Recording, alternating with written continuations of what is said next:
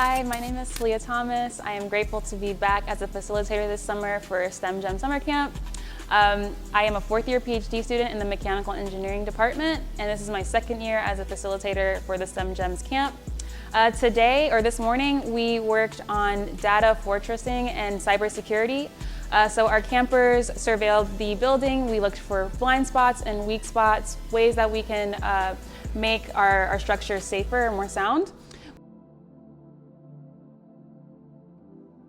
We also talked about our online presence and being very safe on social media, digital security, digital stewardship, and the STEM Gems did a great job at saying ways that they try and be safe on social media.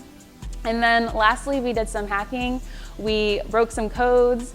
The STEM Gems did a great job at that. We had some really challenging decoding algorithms, and so really excited and really awesome seeing them get opportunities to do that.